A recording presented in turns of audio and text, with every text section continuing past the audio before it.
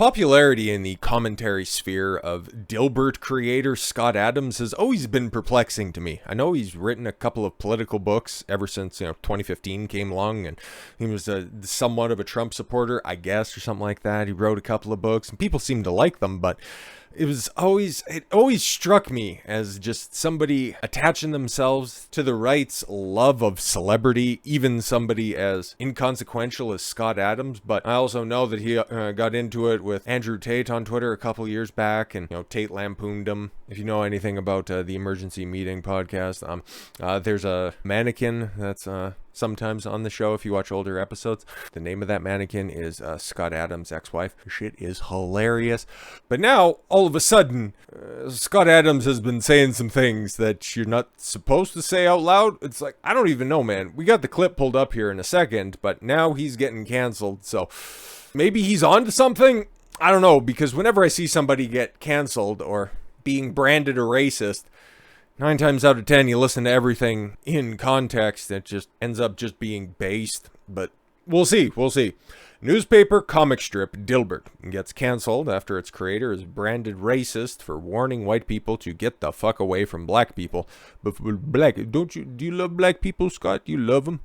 Before doubling down on his beliefs. Alright. Newspapers are dropping Dilbert comic strip after creator Scott Adams launched into a racist tirade advising his followers to get the fuck away from black people. That would also assume that Scott Adams' fan base, viewership, readership is exclusively white people, which is kind of odd in and of itself. Or maybe because Dilbert is only in newspapers, maybe you think that only white people like to get educated. And kind of racist implications that I see here. Holy. Gannett, the largest newspaper publisher in the United States, said it would stop publishing the comic effective immediately following the remarks made by its creator on his online show Real Coffee with Scott Adams. Alright, it comes after Dilbert was already canned by 77 newspapers in September due to its increasingly controversial plot lines, including one about a black character who identifies as white. So funny satire of the current society. Okay, satire is not appropriate for a dying genre. Like, okay. Comic has been in circulation since 1989 and frequently pokes fun at office culture. Adams, who is believed to have amassed more than $70 million from the Dilbert series, said in a live stream talk on Wednesday, "The best advice I would give to white people is to get the hell away from black people."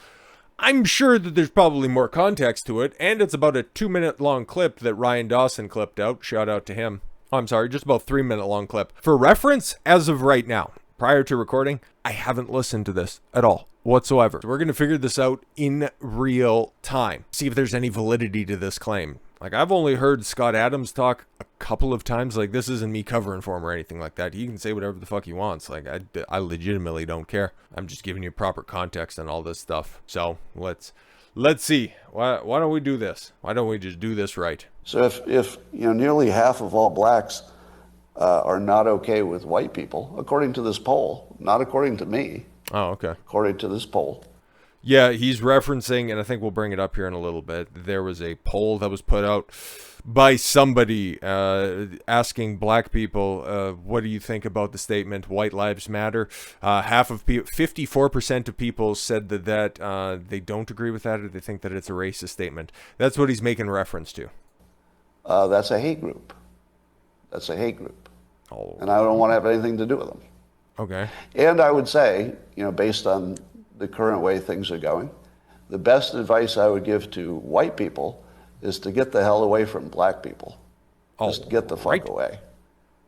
Wherever you have to go, just get away. Because there's no fixing this. This can't be fixed. Right? This can't be fixed. You just have to escape. So that's what I did. I went to a neighborhood where, I have a very low black population. Because unfortunately, there's a high correlation between the density. And this is according to Don Lemon, by the way. Normally, if you guys watch some of my stuff, and whenever I do a video reaction like this, and normally you stop and comment on things, I'm just transfixed by this because it's wild. It's really wild. This might be one of the, like I said, 9 out of 10 times, something when you provide the additional context makes it sound a little bit better. This might be the one time, because this is basing your opinions off of one poll. That's interesting. That's interesting. So here I'm just quoting Don Lemon when he notes that when he lived in a mostly black neighborhood, there were a bunch of problems that he didn't see in white neighborhoods. So even Don Lemon. Wouldn't you, I think a more nuanced take of that would be kind of the affluence of that neighborhood, the monetary wealth, the status, the class situation, because this is one thing that I've also noticed as well. Like, a lot of poor, stupid people like to get bogged down in the weeds when it comes to racism and, the elites are running everything. Successful people that are on their purpose, they don't get bogged down in the right versus left political divide. They don't get bogged down in the whites versus black race crimes. They look at individuals and they see if they can be successful with them in their future endeavors. But we're not even halfway through this, so maybe he clarifies the rest of this stuff. He could just be in the middle of a stream of consciousness on this. It's interesting. Sees a big difference in your own quality of living based on where you live and who's there. So I think it makes no sense whatsoever as a white citizen of America to try to help black citizens anymore. It doesn't make sense. Again, I would just say this is more of a class thing, really. I'm not playing the liberal in this situation, but it really kind of seems that way. You help people who want to be helped. Because you see your average person that's on the street, begging for cash, and so you can tell the difference between some people that are homeless, that are just down on their luck, slip through the cracks of society, and then you can see the other people that really enjoy being homeless, and there's nothing that you can really do about that situation. That by helping them out, it's just going to be enabling them. I don't know. I think he's missing something here. It's no longer a rational impulse, and so I'm going to back off from being helpful to black America because it doesn't seem like it pays off. Like, I've been doing it all my life, and the only outcome is I get called a racist. That's the only outcome.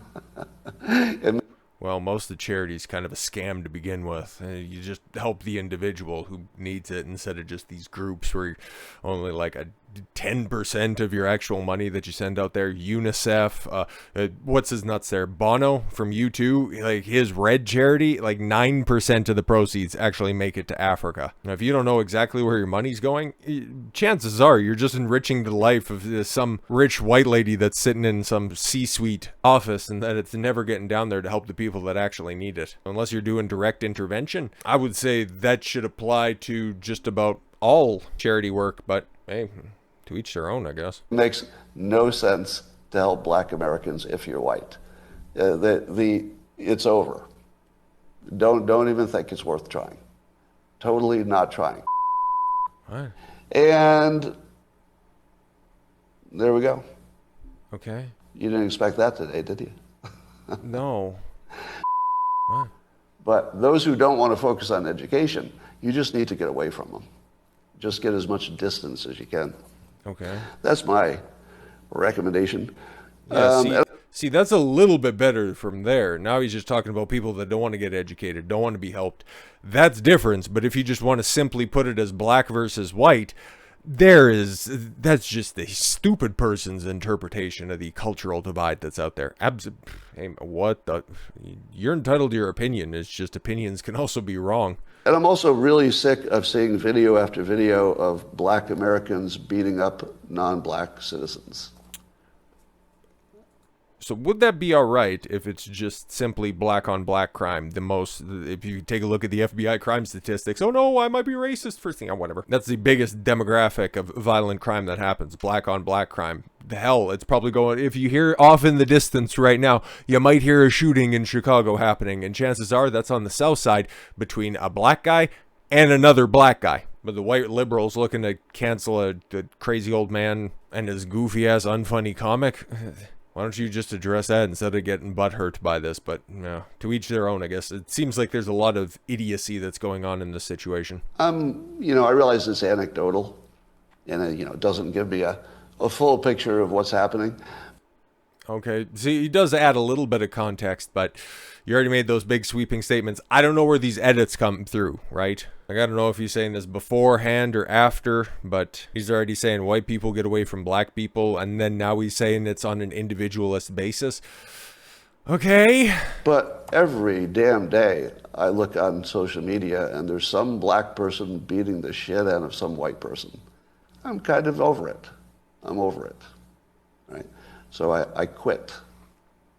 And to be completely honest, that's not exactly the most uncharitable interpretation of events, okay? You do, in fact, see that a lot, and that could be a multitude of things, because that's actually something that I've been thinking about a lot. Whenever you look on Twitter, you always see a video, and we're going to be seeing one here very shortly, of just abject, idiotic violence. Unprovoked, inexplainable violence. Now, do I see that if I look out my window, if I go outside? Not really. Not really. Can I go find some sort of a race crime that's out there?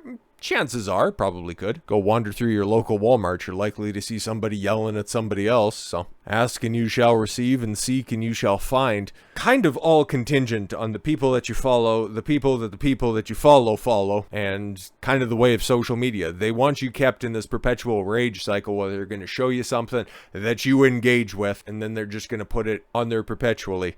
Some people are just not meant to be on social media. Even somebody who's been around the block as many times as Scott Adams has, maybe he's coming to that realization. That's kind of what it sounded like at the end of that, where he's like, I'm just done with it. I really hope you are. It sounds like you'd be happier without it. But here's the doubling down. Okay, we heard everything in context. We played out the full 3-minute long clip, which might still be missing some stuff on top of that. Okay, we're just going off of what the viral clip is. I can see the detractor side of that, but then he also adds the additional context at the end of that. It's odd. It's very odd. A lot of people are angry at me today, but I haven't yet heard anyone disagree in the main 2 points. Scott, those aren't exactly the main 2 points. The first thing that you said is white people need to get away from black people. And there's not a lot of missing context with that statement that you made. Treat everyone as an individual, no discrimination. Even though you said you're going to stop helping Black America, treat everybody as an individual. Yeah. Avoid any group that doesn't respect you. Yeah, man, that's fair. That's fair. Both of those statements, 1000% true, bro. Treat everybody as an individual, no discrimination. Avoid any group that doesn't respect you. Does anyone think that is bad advice? No, man, I think that is 1000% true. But if you're trying to foist that and apply that to the previous video that we just watched, it's not exactly what you're talking about, at least for the entirety of the clip. You're trying to rewrite history, and it's kind of biting you in the ass because you have legitimate claims. Like, if you just point out the individual, like, you notice a pattern there, it's like, yeah, obviously, you see a lot of black on white violence. You see it, I see it. Sometimes I report on it. I don't really chalk it up to race. I just chalk it up to a lack of a masculine figure. Or if it's a woman that's out there, it's just, the attention-seeking behavior 9 times out of 10. And it's especially pernicious this time around because I don't know if you guys have seen this video, and because YouTube is so fucking stupid, I don't even know if I can completely play it, but shout out to the big man right here for properly captioning exactly what we're going to kind of maybe potentially see here for a second, because yeah, it's pretty graphic. There's no blood or anything like that, but somebody does get knocked out, and it's pretty gross. Okay, so on Tuesday, February 21st, a black 6'6", 270-pound student. So that's me plus about 60 pounds, 50 to 60 pounds, because I'm 6'6", and the fact that he just trucks this lady from behind, holy, I've laid out football hits like that, but this is on the turf, and we're kind of lacking context outside of just one violent occurrence, but it's interesting. It's interesting. Okay. So, yeah, this giant black kid attacked a white teacher at Matanza High School for taking away his Nintendo Switch during class. Now, okay, you're bringing your Switch into class and you don't anticipate it getting taken away. First of all, you have a distinct lack of respect for your teachers. You're 17 years old, but you are black, so maybe this is 8th grade. It's a joke, folks. That's an actual joke, not like Scott Adams. I don't know, maybe he's preventing a robbery. We have to inject some jokes here because this entire video has been so odd. So the student is seen kicking and punching the unconscious woman in the back and the head around 15 times. We aren't going to play all of that because I know that would get struck because YouTube is so gay when it comes to this stuff.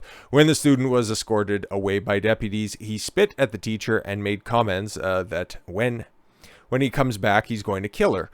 Oh, okay, cool. So that's one way to ensure that you're never going to be getting your Nintendo Switch back and that you're never going to be back, not only in the premises right here, but outside of anywhere that you wouldn't be in preventative custody. But yeah, maybe I'll just scrub so we can kind of try to avoid some of the censors that are out here. So the lady with the jacket right there is about to get trucked by just the fastest this black guy has ever moved in his life. He's 270. I don't know for sure if she knows exactly how fast this guy's moving, but clearly she knows something's up because, yep, he turns around and it's 10:06 in the morning. Not entirely sure if that's at the beginning of the class or at the end of the class. If she wasn't giving back a switch at the end of the day, like, it's been a minute since I've been in high school, and that's kind of how shit would work. It's like, I'm going to take this until the end of class and you can come ask me to get it back. It's like, okay, that's the way shit works. But yo, man, then big man just comes right out of the frame and trucks this bitch and makes her go face first into the carpet. Like, yo, man, that's like hit stick animation and Madden, for Christ's sakes. Like, and then she goes face first and she is out, man, and then she just gets pummeled. We got some still shots that we're going to see here in an article, but you can make all the jokes that you want, and trust me, I've made quite a few myself. That right there shows a lack of authority, and he's only 17 at that point in time, so chances are if he continued on that trajectory, the lowest level crime would be the physical assault like that. Like, that guy's going to be a menace going forward. So I don't know what he gets charged with, but given the fact that he pummeled her in the head and the back, and I don't know if anybody would be brave enough to charge him with attempted murder because, well, if we're going to keep it a buck.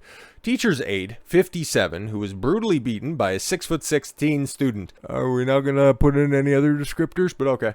Is a humble mom of two working two jobs whose son attends Florida high school, where she was knocked out and pummeled. Yep. The unidentified special needs student. Oh my God.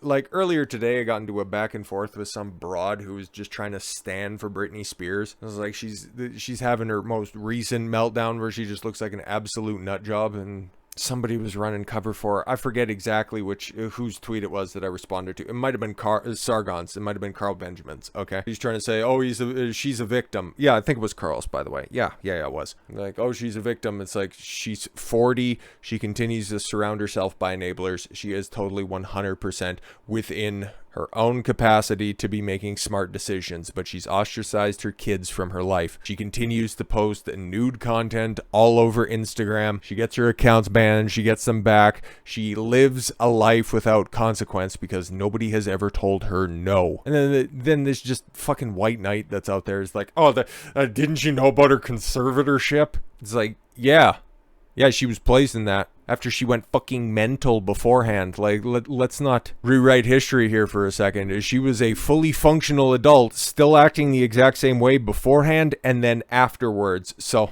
let's not pretend that keeping her cooped up was what made her crazy. She was fucking crazy. Kind of like saying, oh, he's a special needs student. Well, you still know that trucking a teacher like that and beating her about the head, not exactly proper behavior. And then also, yeah, following that up with, I'm going to come back and kill you.